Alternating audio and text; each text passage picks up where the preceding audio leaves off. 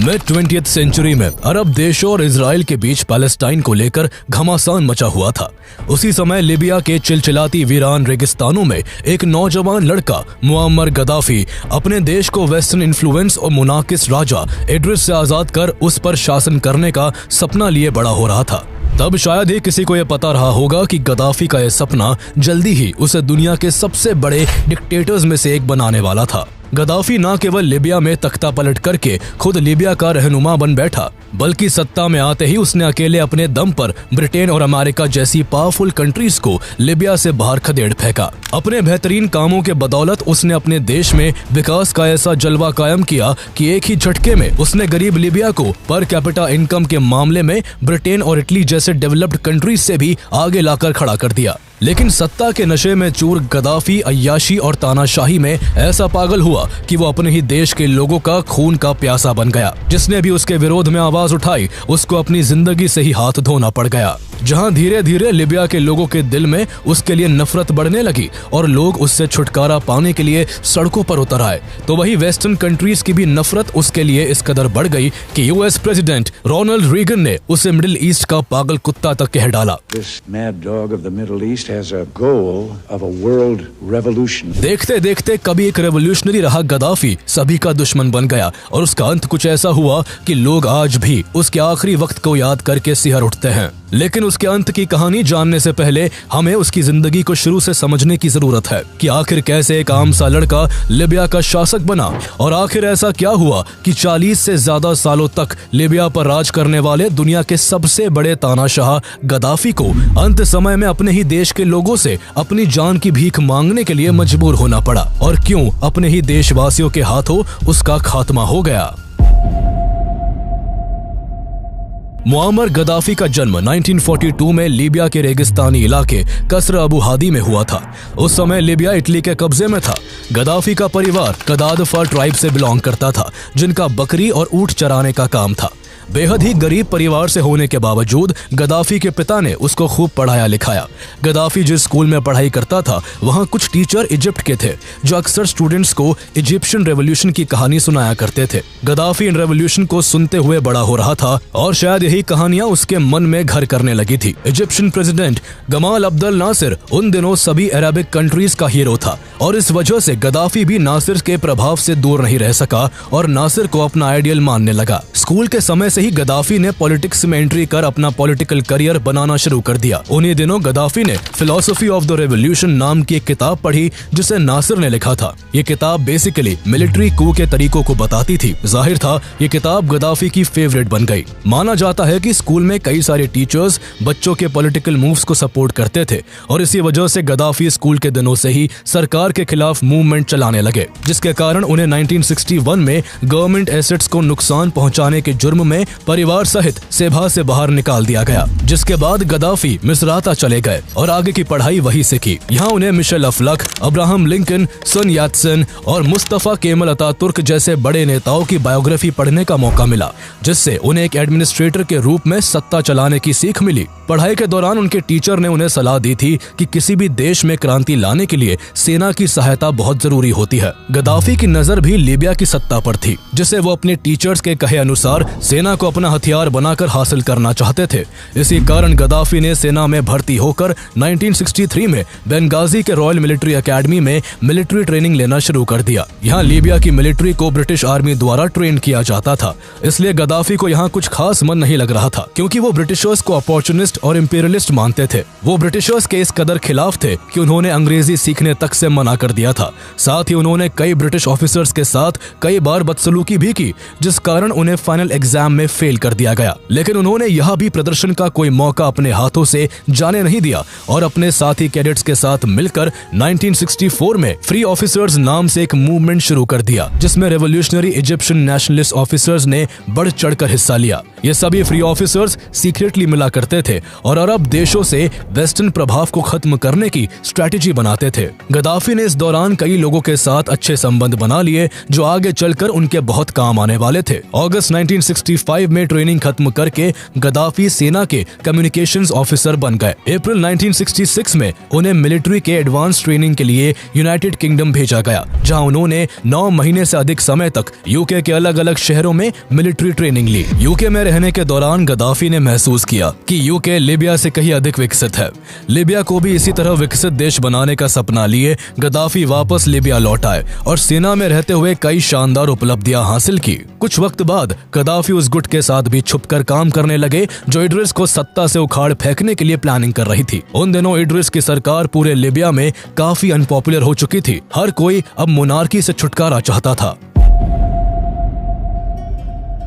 साल 1959 में लीबिया में क्रूड ऑयल की खोज हुई। उसके बाद मानो लीबिया की लॉटरी लग गई। ऑयल से होने वाली भरपूर कमाई से लीबिया की इकोनॉमी में भी काफी सुधार होने लगा, लेकिन इसका लाभ वहां की जनता को नहीं मिल पा रहा था। प्रॉफिट का ज्यादातर हिस्सा केवल राजा इड्रिस और उसके करीबी लोगों के पास ही जा रहा था, जिससे गरीब और जरूरतमंद लोग अभी भी भुखमरी और बेरोजगारी की चपेट में ही थे। इड्रिस ने तेल से हो रहे प्रॉफिट को अपने तक सीमित रखने के लिए लीबिया की फेडरल रूलिंग सिस्टम को सेंट्रल बना दिया था, जिससे आम लोगों में नाराजगी बढ़ने लगी थी। ऑयल इंडस्ट्री अब करप्शन का नया जरिया बन चुका था। लोगों में नाराजगी बीतते दिन के साथ चरम पर पहुंच चुकी थी। भाई 6 डे वॉर में मिली हार ने राजा के खिलाफ लोगों को भड़का दिया था। पब्लिक का मानना था कि इड्रिस ने इस युद्ध में इजराइल के डायरेक्ट सपोर्टर अमेरिका का साथ दिया है। अरब देशों में इस शर्मनाक हार से जनता में इड्रिस के खिलाफ विरोध प्रदर्शन भड़क उठा। कैपिटल सिटी त्रिपोली और बेंगाजी में वेस्टर्न कंट्रीज के खिलाफ नारेबाजी होने लगी। ये विरोध इस कदर बढ़ गया कि यहाँ के लेबर्स ने इजिप्ट के लोगों के साथ मिलकर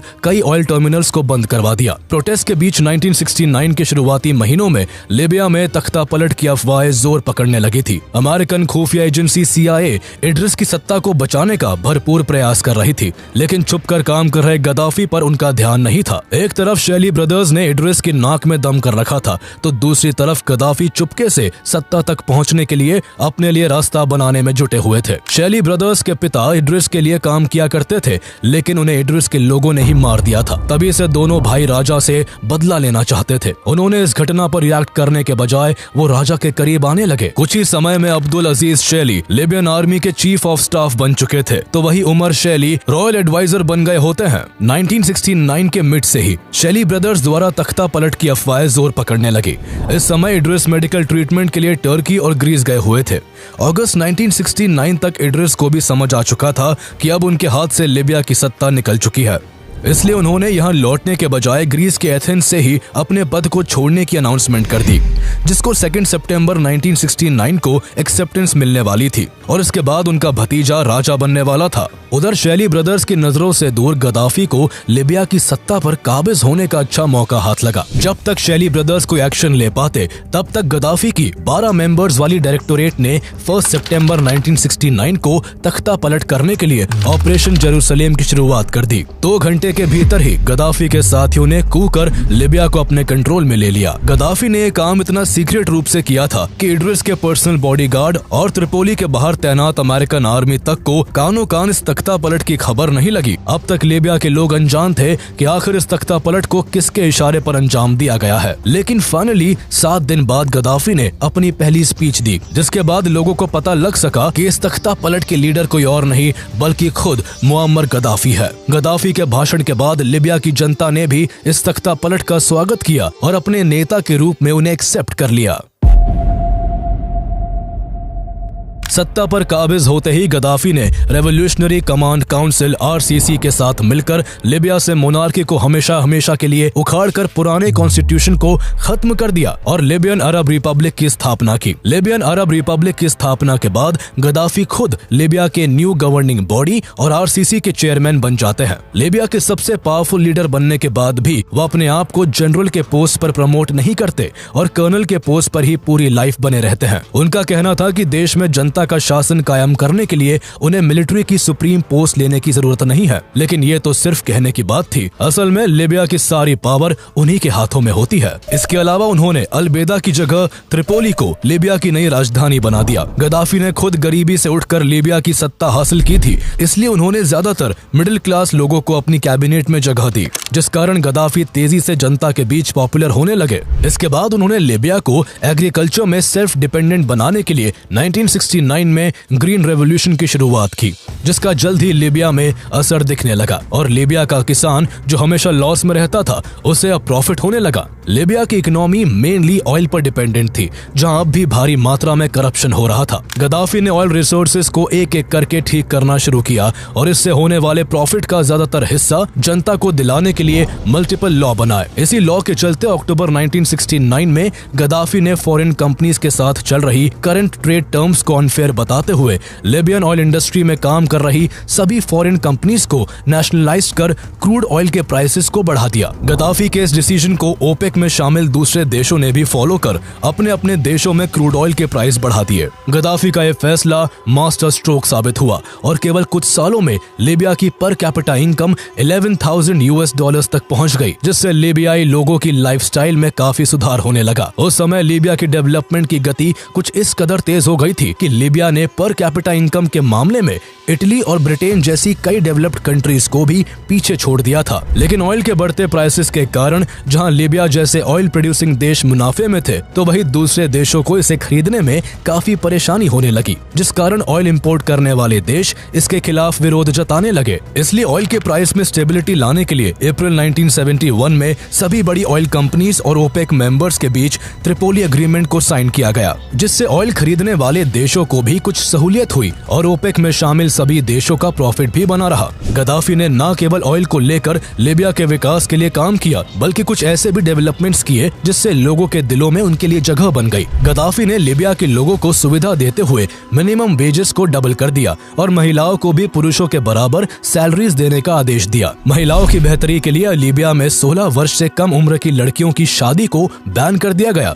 इस तरह के बेहतरीन फैसलों से लीबिया में महिलाओं की कंडीशन में काफी सुधार होने लगा। इस बीच गद्दाफी ने अरब देशों के बीच यूनिटी एंड कोऑपरेशन को बढ़ाने के लिए इजिप्ट से बात करना शुरू की। गद्दाफी का यह प्रपोजल इजिप्ट के अब्दुल नासिर को बहुत पसंद आया और इन सब में दोनों को सूडान का भी साथ मिला। इसके बाद लीबिया, इजिप्ट और सूडान ने मिलकर त्रिपोली चार्टर पर साइन किया और अरब रेवोल्यूशनरी फ्रंट का फॉर्मेशन किया गया। इससे अरब कंट्रीज एक दूसरे के खिलाफ हो रहे अन्याय के लिए आवाज उठाने लगे। इन सब में गद्दाफी की बड़ी भूमिका थी, लेकिन तेजी के साथ उनकी बढ़ती पॉपुलैरिटी उनके दुश्मनों को बिल्कुल भी रास नहीं आ रही थी। इसलिए कई बार गद्दाफी को सत्ता से हटाने की नाकाम कोशिश की गई, लेकिन गद्दाफी ने एक एक करके उन सभी की हत्या करवाकर उन्हें अपने रास्ते से हटा दिया। कई लोगों को गद्दाफी के खिलाफ साजिश करने के आरोप में सरेआम फांसी दे दी गई। गद्दाफी यही नहीं रुका, बल्कि उसने लीबिया में बसे इटली के सिटीजन्स और यहूदियों को भी लीबिया से बाहर निकाल दिया। गद्दाफी के इस तानाशाही रवैये ने लीबिया के लाखों लोगों को उसका घोर विरोधी बना दिया था। लेकिन सभी विरोधों से बेफिक्र होकर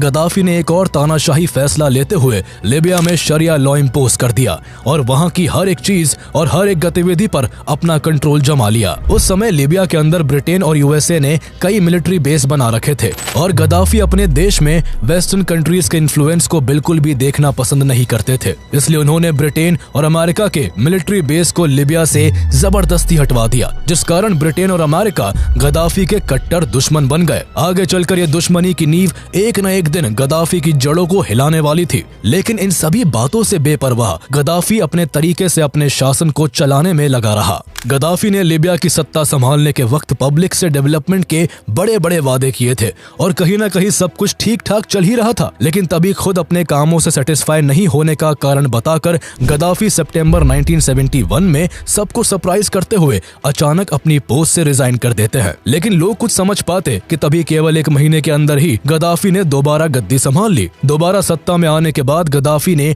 देश में डेवलपमेंट करने के लिए कई रिफॉर्म्स किए और लीबिया को सेल्फ रिलायंट बनाने के लिए एग्रीकल्चरल लैंड बढ़ाने पर जोर दिया। दरअसल लीबिया का 90 से 95% एरिया डेजर्ट है, जिस कारण वहाँ हमेशा पानी और खेती की परेशानी रही है। गद्दाफी किसी तरह पानी की सप्लाई को बढ़ा के एग्रीकल्चरल लैंड को बढ़ाना चाहते थे। इसी कोशिश में उन्होंने आगे चलकर the great man made river project के तहत हजारों किलोमीटर की पाइपलाइन के थ्रू लीबिया के कई इलाकों तक पानी पहुँचाने का काम किया। यह अभी तक का वर्ल्ड्स लार्जेस्ट इरिगेशन प्रोजेक्ट है, जिसके चलते अजदाबिया जैसे लीबिया के कई शहरों तक पहली बार पानी पहुंच सका। गद्दाफी के इस अल्टीमेट प्रोजेक्ट की वजह से लीबिया की काफी डोमेस्टिक ग्रोथ हुई और उसकी डिपेंडेंसी विदेशी देशों से काफी कम हो सकी। लेकिन लीबिया सिर्फ पानी और उपजाऊ जमीन के मामले में ही नहीं पिछड़ा हुआ था, बल्कि उस समय लीबिया मलेरिया, ट्यूबरकुलोसिस और ट्रैकोमा जैसी गंभीर और जानलेवा बीमारियों से भी जूझ रहा था। इसलिए गद्दाफी ने हेल्थ सेक्टर सेक्टर में भी भारी इन्वेस्टमेंट किया। यहाँ जिन लोगों के पास रहने के लिए घर नहीं था उन्हें पक्का मकान बना कर दिया गया। कई स्कूल्स और यूनिवर्सिटीज खोले गए और उनमें सभी के लिए फ्री ऑफ कॉस्ट एजुकेशन देने की व्यवस्था की गई। इन इनिशियल सोशल रिफॉर्म से लीबिया के डेवलपमेंट में 4 चांद लग गए, जो केवल गद्दाफी के सही फैसले लेने और उनकी शानदार नीतियों की बदौलत ही संभव हो पाया। लेकिन गद्दाफी जहां एक तरफ लीबिया में डेवलपमेंट के काम कर रहे थे, तो वहीं दूसरी ओर उन्होंने कई कंट्रोवर्शियल डिसीजंस भी लिए, जिसने उन्हें जनता का विरोधी बना दिया। उन्होंने 1972 में लेबर स्ट्राइक को इलीगल डिक्लेयर कर कुछ न्यूज़पेपर्स को भी बैन कर दिया। इसके अलावा वहां शराब पीना, नाइट क्लब जाना और चर्चेज में प्रेयर करना सब बंद करवा दिया गया और ट्रेडिशनल लीबियन कपड़े पहनना कंपलसरी कर दिया गया। साथ ही लीबिया की ऑफिशियल लैंग्वेज अराबिक कर दी गई और बाकी सभी लैंग्वेजेस को बैन करवा दिया। उनके इस तानाशाही रवैये से वहां की जनता को काफी दिक्कतें होने लगी थी। इस तरह गद्दाफी ने लीबिया को तो पूरी तरह से अपने कंट्रोल में ले लिया था, लेकिन साथ ही अब वो पड़ोसी देशों के मामलों में भी इंटरफेरेंस करने लगा था। उसकी नजर अरब और अफ्रीकन कंट्रीज के अलावा अब इजराइल पर भी थी। दरअसल जब गद्दाफी अपनी पढ़ाई पूरी कर रहा था, उस दौरान इजराइल अकेले ही अरब कंट्रीज को 3 बार शिकस्त दे चुका था। इसलिए गद्दाफी इजराइल से बहुत नफरत करता था और अरब कंट्रीज के साथ मिलकर उसके खिलाफ एक और जंग छेड़ना चाहता था। इसके लिए वो अरब के कई नेताओं से बात करके इजराइल पर अटैक करने की प्लानिंग भी करने लगा था। लेकिन उस समय तक इजराइल काफी मजबूत हो चुका था और अब उसके साथ अमेरिका भी आ चुका था। लेकिन इन सबसे बेफिक्र गद्दाफी इजराइल से दुश्मनी निकालने का एक भी मौका हाथ से जाने नहीं देता था। इस नफरत में वो इजराइल के अगेंस्ट काम करने वाले कुछ टेररिस्ट ग्रुप्स को फंडिंग भी करने लगा। जून 1972 में उन्हें ट्रेन करने के लिए लीबिया में एक सेंटर भी बनाया गया। इस दौरान उन्होंने टेररिस्ट ग्रुप ब्लैक सितंबर को इजराइल के खिलाफ इस्तेमाल करने के लिए फंडिंग भी की। आगे चलकर इसी ग्रुप के 8 मेंबर्स ने 1972 में हुए म्यूनिक ओलंपिक्स में 11 इजरायली एथलीट्स को मार गिराया। बाद में पुलिस की कार्रवाई में जब इस हमले को अंजाम देने वाले टेररिस्ट मारे गए, तो गद्दाफी ने उनकी डेड बॉडीज को लीबिया लाकर हीरोज की तरह उनका अंतिम संस्कार किया। गद्दाफी के इस कंट्रोवर्शियल डिसीजन के कारण उसकी इमेज धीरे धीरे पूरी दुनिया में खराब होने लगी। लेकिन अपनी आलोचनाओं से बेफिक्र गद्दाफी अपनी ही धुन में सवार थे। लीबिया में अपनी बढ़ती पॉपुलैरिटी को देखते हुए जून 1973 में उन्होंने एक अलग थ्योरी प्रपोज की, जिसे थर्ड इंटरनेशनल थ्योरी नाम दिया गया, जिसके तहत उन्होंने अमेरिका के कैपिटलिज्म और सोवियत यूनियन के मार्क्सिस्ट लेनिनिस्ट थ्योरी को नकार दिया। गद्दाफी ने इस दौरान ग्रीन बुक नाम की एक बुक लिखी, जिसमें उनके हिसाब से पूरी दुनिया में शासन चलाने के तौर तरीके बताए गए। इस बुक को लीबिया में सभी लोगों को पढ़ने के लिए मैंडेटरी कर दिया गया, जिससे उन्हें अपने देश में ही भारी क्रिटिसिज्म का सामना करना पड़ा। इस किताब में बताई हुई थ्योरी के सहारे वो एक पैन अरब स्टेट को एस्टैब्लिश कर एक इस्लामिक वर्ल्ड बनाना चाहते थे। उन्होंने अपनी बुक में लीबिया के लिए जमहूरियत की शुरुआत करने की बात की, जिसका अर्थ था जनता द्वारा शासन। इस दौरान उन्होंने सालों से चले आ रहे इस्लामिक इंटरप्रिटेशन को गलत माना और हदीस को भी एक्सेप्ट करने से नकार दिया। उनके इस कदम से उनके देश के ही मौलवी उनके दुश्मन बन गए और उनकी कड़ी आलोचना करने लगे। लेकिन गद्दाफी को किसी के भी विरोध से कोई फर्क नहीं पड़ता था। जो भी उनकी थ्योरी और उनके द्वारा लिखी बुक को मानने से इनकार करता, उन्हें कोड़े की मार सहनी पड़ती। गद्दाफी की मनमानी इस कदर बढ़ने लगी कि उन्होंने 1975 में फॉरेन ट्रेड पर गवर्नमेंट की मोनोपोली डिक्लेयर कर दी, जिस कारण देश का बिजनेस क्लास गद्दाफी से नाराज हो गया। जहां अब बिजनेस क्लास भी गद्दाफी के अगेंस्ट हो गया होता है, तो वही 1 साल पहले गद्दाफी की सरकार पर सिविलियन अटैक हो चुका था, जिसमें आर्मी बिल्डिंग्स को निशाना बनाते हुए कई बॉम्ब ब्लास्ट किए गए थे, जिस कारण कई सैनिकों की जान चली गई थी। लीबियन आर्मी जब इस पब्लिक रिवोल्ट को दबा नहीं पाई, तो गद्दाफी काफी गुस्सा गए और सितंबर 1975 में आर्मी के लगभग 200 सीनियर ऑफिसर्स को अरेस्ट करवाकर जेल में बंद करवा दिया गया। साथ ही यूथ के लिए नेशनल ड्यूटी निभाना मैंडेटरी कर दिया गया। जब 2 स्टूडेंट्स ने इसका विरोध किया, तो जनवरी 1977 में कई मिलिट्री ऑफिसर्स के साथ उन्हें भी पब्लिकली फांसी दे दी गई। अब गद्दाफी पूरी तरह से तानाशाही करने पर उतर चुका था। वो अपने ऑर्डर को जबरदस्ती मनवा रहा था, जिस कारण अब पूरे लीबिया में उसके पॉलिसीज के खिलाफ कोई आवाज नहीं उठा पा रहा था। वो जानबूझकर अपने विरोधियों को पब्लिकली मरवाता, ताकि लोग उस मौत के मंजर को देखें और उनके अंदर खौफ बैठ जाए। उसकी इस तानाशाही से जहां जनता में अंदर ही अंदर नाराजगी बढ़ने लगी थी, तो वही उसके साथ काम करने वाले कुछ सहयोगी भी उसके खिलाफ हो गए और उसे सत्ता से हटाने के लिए कई तरह की साजिश रचने लगे। आरसीसी के मेंबर उमर मोहाइशी अपने 2 साथियों बशीर सागिर अल हवादी और अवद अली हमजा के साथ मिलकर गद्दाफी को सत्ता से उखाड़ फेंकने की प्लानिंग शुरू कर चुके थे। लेकिन बीच में ही गद्दाफी को उनकी इस प्लानिंग की खबर लग गई, जिसके बाद उमर मुहाइशी ट्यूनीशिया भाग गए, जबकि उसके 2 साथियों को पकड़कर मार्च 1976 में फांसी दे दी गई। आरसीसी के अंदर अपने खिलाफ उठे इस विरोध से गद्दाफी सतर्क हो गया और मार्च 1977 में आरसीसी को हमेशा के लिए बंद कर दिया।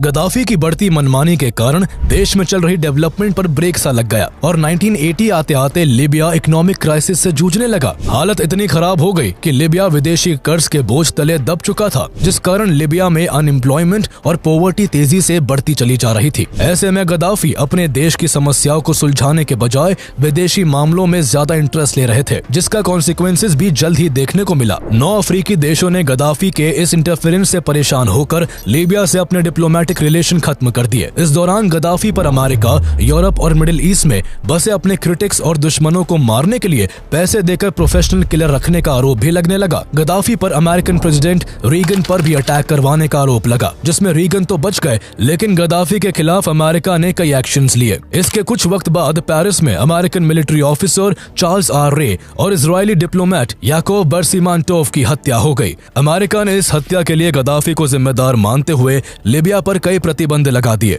और यहीं से गद्दाफी CIA के सीधे रेडार पर आ गया। इसके अलावा अमेरिका ने लीबिया से ऑयल खरीदने से भी मना कर दिया और अमेरिकन कंपनीज को लीबिया में काम बंद करने का स्ट्रिक्ट ऑर्डर दे दिया। लेकिन गद्दाफी अपने सत्ता के नशे में इस कदर चूर था कि उसे ना तो अपने देश के लोगों के विरोध से कोई फर्क पड़ा और ना ही इंटरनेशनल लेवल पर उसकी बिगड़ती इमेज की उससे चिंता थी। गद्दाफी ने अपना क्रिमिनल नेटवर्क इतना स्ट्रॉन्ग कर रखा था कि वह अपने विरोधियों को किसी भी देश में किसी भी वक्त मरवा सकता था। 5 अप्रैल 1986 को एक ऐसा ही केस देखने को मिला जब उसने वेस्ट बर्लिन के ला बेले नाइट क्लब में अपने एजेंट के थ्रू बॉम्ब ब्लास्ट करवा दिया, जिसमें 2 अमेरिकी सोल्जर्स और एक टर्किश महिला की जान चली गई और टोटल 229 लोग बुरी तरह घायल हो गए। अब क्योंकि इस वक्त वेस्ट बर्लिन अमेरिका और उसके वेस्टर्न एलाइज के अंडर था और अमेरिकी सोल्जर्स इस अटैक में मारे गए थे, इसलिए अमेरिका इस हमले के जवाब में 15 अप्रैल 1986 को operation L Dorado canyon launch करके लीबिया पर एयर स्ट्राइक कर देता है। इस एयर स्ट्राइक में अमेरिका लीबिया के त्रिपोली और बेंगाजी मिलिट्री बेस पर भारी बमबारी करता है, जिसमें कई लोगों की जान चली जाती है।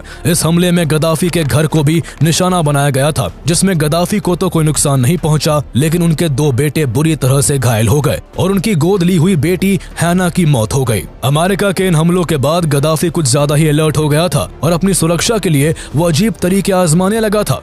अब गद्दाफी जब भी कोई फॉरेन ट्रिप पर जाता तो होटल में वो अपने साथ ले जाई गई चादरें बिछवाता, अपने हेल्थ चेकअप के लिए यूक्रेन से नर्सेज मंगवाता और हर चीज की पुख्ता जांच के बाद ही उसका इस्तेमाल करता। इसके अलावा गद्दाफी एक बहुत बड़ा अटेंशन सीकर था, जो अटेंशन पाने के लिए कुछ भी कर सकता था। हर विदेशी दौरे पर उसकी पोशाक और वेशभूषा अलग और अजीबोगरीब तरीके की होती थी, जिसे कोई पसंद करे या ना करे लेकिन नजरअंदाज नहीं कर सकता था। इसके अलावा वो हर दौरे पर फीमेल बॉडीगार्ड्स के साथ जाता और हर वक्त उसके आसपास 30 फीमेल बॉडीगार्ड्स मौजूद रहती थी। वेस्टर्न मीडिया ने उसकी इन फीमेल गार्ड्स को अमेजोनियन गार्ड्स का नाम दिया हुआ था, जिसकी फॉर्मेशन उसने अर्ली 1970s में ही कर दी थी। इस तरह गद्दाफी दुनिया को जताता था कि वो महिलाओं का बहुत बड़ा हितैषी है और उन्हें एम्प्लॉयमेंट और इक्वलिटी देता है, लेकिन असलियत कुछ और ही थी। वो दुनिया को दिखाने के लिए इन फीमेल बॉडीगार्ड्स के साथ घूमता फिरता और फिर बाद में वो उनके साथ यौन शोषण करता, उन्हें तड़पाता और जलील करता। उसकी कई फीमेल बॉडीगार्ड्स ने बताया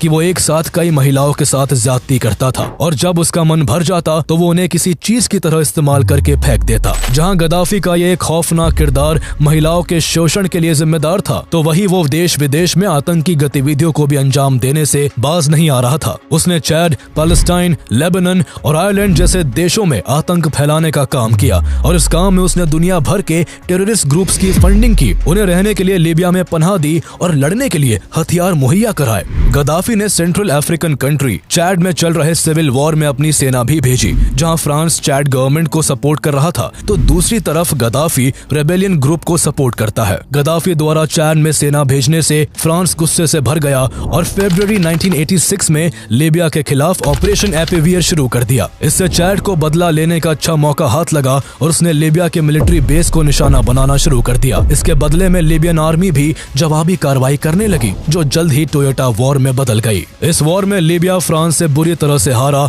और फ्रांस ने उसे चैड से बाहर निकलने पर मजबूर कर दिया। इसके बाद 1987 में लीबिया और चैड ने सीज फायर साइन किया और टोयोटा वॉर का अंत हो गया। लेकिन इस वॉर में मिली हार के बाद गद्दाफी को अपने ही घर में भारी फजीहत झेलनी पड़ी और इंटरनेशनल लेवल पर भी उसे लोग लाइटली लेने लगे। इसके आगे के कुछ सालों में ऐसा बहुत कुछ हुआ जिससे वेस्टर्न कंट्रीज और गद्दाफी के बीच कड़वाहट बढ़ती चली गई और इस कड़वाहट ने धीरे धीरे दुश्मनी का रूप ले लिया। दिसंबर 1988 में लंदन से पैन एम फ्लाइट 103 न्यूयॉर्क जा रही थी, जिसमें अचानक से स्कॉटलैंड के लॉकरबी में जोरदार धमाका हुआ और प्लेन कई टुकड़ों में टूटकर बिखर गया। फ्लाइट में सवार 243 पैसेंजर सहित 16 क्रू मेंबर्स की जान चली गई। इस फ्लाइट में 21 देशों के नागरिक यात्रा कर रहे थे, जिसमें से 190 अमेरिकन होते हैं। मरने वालों में केवल फ्लाइट में मौजूद लोग नहीं थे, बल्कि ग्राउंड पर मौजूद 11 लोगों ने भी इस धमाके की वजह से जान गंवा दी थी। बाद में की गई इन्वेस्टिगेशन में इसमें लीबिया का हाथ पाया गया। इस घटना के बाद American president Ronald Reagan Gaddafi से इतने नाराज हुए कि उन्होंने गद्दाफी को मिडिल ईस्ट का मैड डॉग तक कह डाला। इसके एक साल बाद ही 19 सितंबर 1989 को कॉन्गो के ब्राज़ाविले से पेरिस जा रही UTA फ्लाइट 772 को बम विस्फोट करके उड़ा दिया जाता है, जिससे फ्लाइट में सवार 156 पैसेंजर्स और 14 क्रू मेंबर्स मारे जाते हैं। इस घटना में भी फ्रांस ने गद्दाफी को दोषी माना। एक साल के भीतर ही इन दो बड़े प्लेन बम विस्फोट में नाम आने से गद्दाफी लोगों की नजरों में विलेन बन गए थे। नवंबर 1991 में पैन एम फ्लाइट 103 की घटना में शामिल सभी आरोपियों को ब्रिटेन में लीबिया से ब्रिटेन भेजने की मांग की, तो गद्दाफी ने मॉन्ट्रियल कन्वेंशन का हवाला देकर उन्हें सौंपने से इनकार कर दिया। इस घटना के बाद वेस्टर्न कंट्रीज लीबिया के खिलाफ मोबिलाइज होने लगी और 1992 में UN में रेजोल्यूशन 748 पास करवाकर लीबिया पर कई इकोनॉमिक सैंक्शंस लगा दिए गए, जिससे लीबिया की इकोनॉमिक कंडीशन काफी खराब हो गई। अब वेस्टर्न कंट्रीज किसी भी तरह गद्दाफी को लीबिया की सत्ता से हटाना चाहती थी और इसी कोशिश में CIA ने अक्टूबर 1993 में कुछ लोकल ग्रुप्स की मदद करके लीबिया में तख्ता पलट करने की कोशिश की, लेकिन गद्दाफी के खिलाफ उनकी ये कोशिश सफल नहीं हो सकी। गद्दाफी बहुत शातिर तानाशाह था, उसे हर हाल में सत्ता में बने रहना आता था। पावर के लिए वो कभी भी किसी का भी खात्मा कर सकता था। 1990 के दशक में उसने अरब और वेस्टर्न कंट्रीज में अपने विरोधियों को खत्म करने की एक मुहिम चालू की, जिसके चलते कई पॉलिटिकल लीडर्स और जर्नलिस्ट मारे गए। इनमें से ही एक वाकया साल 1993 में former Libyan foreign minister Mansour al Kikhia के साथ घटता है, जो गद्दाफी के बहुत बड़े आलोचक थे। गद्दाफी के टेरर के चलते 1980 से ही वो लीबिया छोड़कर अमेरिका में रह रहे थे और 1993 में अरब ह्यूमन राइट ऑर्गेनाइजेशन की मीटिंग के लिए इजिप्ट आए हुए थे। इसी दौरान उन्हें उनके होटल के कमरे से गद्दाफी के एजेंट्स द्वारा किडनैप कर मार डाला गया और उनकी डेड बॉडी को दशकों तक फ्रीजर में स्टोर करके रखा गया।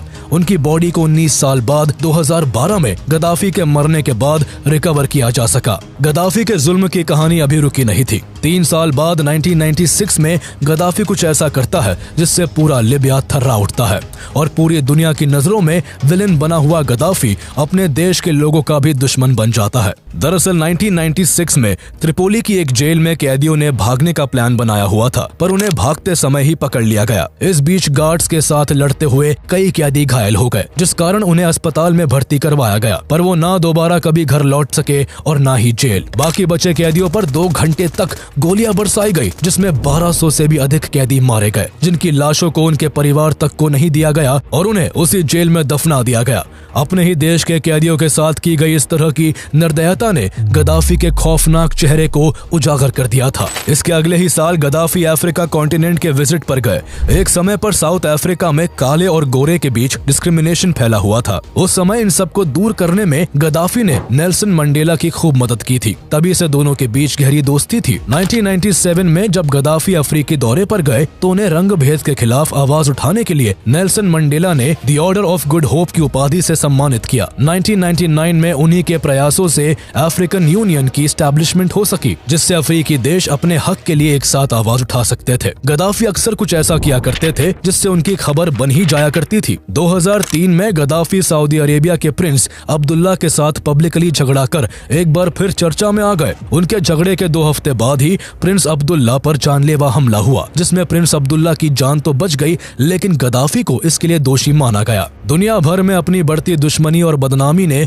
गद्दाफी को परेशान करना शुरू कर दिया था। देश के अंदर और बाहर हर तरफ उसके दुश्मन बन चुके थे और उसे अंदाजा हो गया था कि अगर उसे सत्ता में बने रहना है तो उसे अपनी नीतियों में कुछ बदलाव करना होगा। इसलिए वो अचानक से अमेरिका समेत अन्य वेस्टर्न कंट्रीज से रिश्ते सुधारने लगा। उसने न केवल अमेरिका पर हुए 9/11 आतंकी हमले की आलोचना कर अमेरिका और विक्टिम्स के लिए सिंपैथी और सपोर्ट जाहिर किया, बल्कि उसने 2003 में पैन एम फ्लाइट 103 बॉम्बिंग के 2 प्राइम सस्पेक्ट्स को ब्रिटेन को सौंप दिया और इस बमबारी में मारे गए लोगों के परिवारों को $2.7 बिलियन की सहायता भी दी। इस तरह की कोशिशों के बाद ब्रिटेन और अमेरिका के साथ गद्दाफी के रिश्ते कुछ हद तक ठीक हो गए। गद्दाफी के इस तरह के अच्छे बिहेवियर और कोऑपरेशन को देखते हुए 2006 में अमेरिका ने लीबिया को स्टेट स्पॉन्सर्स ऑफ टेररिज्म की सूची से हटा दिया, जिसके बाद से सब कुछ ठीक चल रहा था। पर गद्दाफी को चैन से बैठना पसंद ही नहीं था। 2008 में सीरिया में आयोजित अरब लीग समिट में गद्दाफी ने अमेरिका पर सद्दाम हुसैन की तरह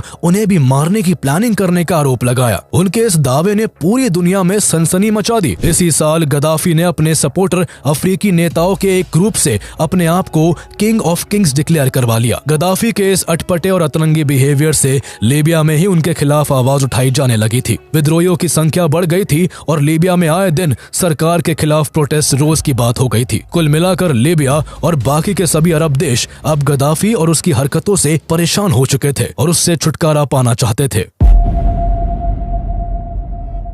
साल 2011 आते आते मिडिल ईस्ट और अरब कंट्रीज में काफी कुछ बदल चुका था। लोग सालों से राज कर रहे तानाशाहों से तंग आ चुके थे। एम्प्लॉयमेंट की भारी कमी थी, देशों में गरीबी बढ़ती ही जा रही थी और विरोध की आवाजों को दबाने की पूरी कोशिश हो रही थी। सोशल मीडिया के इस एरा में लोगों और खासकर नौजवानों के बीच तानाशाहों के खिलाफ गुस्सा पनप रहा था। 2010 के आखिर में ट्यूनीशिया से रिवोल्ट्स का सिलसिला शुरू हुआ और ये आग की तरह Egypt, Syria, Yemen, Bahrain, Iraq और लेबनान जैसे देशों में फैल गया। लीबिया भी इस आग से अछूता नहीं रह सका और फरवरी 2011 में लोग गद्दाफी के खिलाफ सड़कों पर उतर आए। जल्द ही यह प्रोटेस्ट एक युद्ध में बदल गया, जिसके चलते लोग गद्दाफी की सत्ता को उखाड़ फेंकने को बेचैन हो गए। पर गद्दाफी अब भी झुकने को तैयार नहीं था और उल्टा उसने रेवोल्यूशनरीज पर ड्रग एडिक्ट और अलकायदा जैसे टेररिस्ट ऑर्गेनाइजेशन से जुड़े होने का आरोप लगाते हुए सेना से प्रोटेस्टर्स पर बमबारी करने का आदेश दे दिया, जिसके बाद लोग उसके खिलाफ और भी ज्यादा भड़क गए। इस बमबारी की घटना से गद्दाफी के अंत की शुरुआत हो चुकी थी। उसके आदेश अनुसार सेना ने बेंगाजी में प्रोटेस्टर्स पर गोलियां चला दी, जिसमें सैकड़ों लोग मारे गए।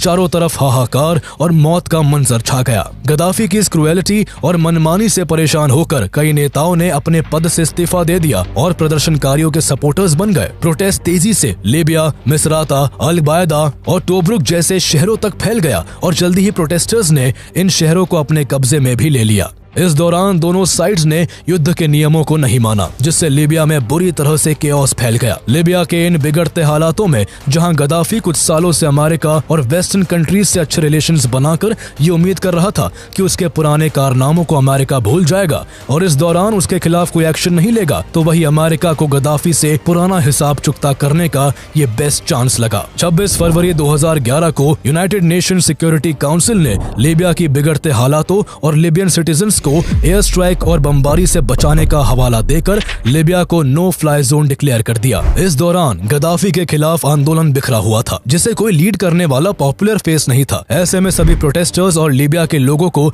एक साथ जोड़कर चलने के लिए एक पॉलिटिकल फेस के तौर पर 27 फरवरी 2011 को नेशनल ट्रांजिशनल काउंसिल (NTC) का फॉर्मेशन होता है। NTC को लीड करने वाले लोग गद्दाफी के ओपोनेंट्स, कुछ बड़े बिजनेसमैन, कई गद्दाफी के एक्स ऑफिसर्स और कई ट्राइबल लीडर्स होते हैं। फॉर्मेशन के कुछ दिन बाद ही NTC काउंसिल को नेशनल और इंटरनेशनल लेवल पर रिकॉग्निशन मिलने लगी, जिसके चलते सारे प्रोटेस्ट उसी के अंडर होने लगे और इसे नेटो का सपोर्ट भी मिलने लगा। इसके बाद 31 मार्च 2011 को नेटो की सेना ने लीबिया में नागरिकों को बचाने का हवाला देकर लीबिया के कई मिलिट्री बेस पर हवाई हमले शुरू कर दिए। इस एयर स्ट्राइक में गद्दाफी के परिवार को भी निशाना बनाया गया, जिसमें गद्दाफी के एक बेटे और 3 ग्रैंडसन्स की मौत हो गई। नेटो और वेस्टर्न कंट्रीज के खुले सपोर्ट के बाद प्रोटेस्टर्स को गद्दाफी के खिलाफ लड़ने में काफी मदद मिली, जिसके बाद प्रोटेस्ट से शुरू हुए ये रिवॉल्ट जुलाई अगस्त आते आते सिविल वॉर में बदल चुका था। इस बढ़ते कॉन्फ्लिक्ट के बीच जून 2011 में इंटरनेशनल क्रिमिनल कोर्ट ICC ने गद्दाफी, उनके बेटे सैफ अल इस्लाम और उनके ब्रदर इन लॉ अब्दुल्ला सेनूसी के खिलाफ अरेस्ट वारंट जारी कर दिया। हालांकि उसी महीने एमनेस्टी इंटरनेशनल ने अपनी रिपोर्ट पब्लिश की, जिसमें उन्होंने लिखा कि गद्दाफी कई युद्ध के भले ही जिम्मेदार थे, लेकिन ICC की इन्वेस्टिगेशन में एविडेंस का भारी अभाव था। यह अरेस्ट वारंट केवल वेस्टर्न मीडिया के कवरेज को ध्यान में रखकर जारी किया गया, जो कि वन साइडेड और बायस था। जहां इंटरनेशनल लेवल पर ये सब डिबेट्स चल रही थी, तो वही नेटो के सपोर्ट से NTC के रेबल फोर्सेस ने देश के वेस्टर्न पार्ट को भी कैप्चर कर लिया, जिससे अब लगभग पूरा लीबिया उनके कंट्रोल में आ गया। लोगों के बढ़ते आक्रोश को देख गद्दाफी डर कर राजधानी छोड़कर भाग गए और लगभग 2 महीने तक उनका कुछ पता नहीं लगाया जा सका। अक्टूबर 2011 में रेबल फोर्सेस ने गद्दाफी के होम टाउन सर्ट को भी अपने कंट्रोल में लेना शुरू कर दिया था।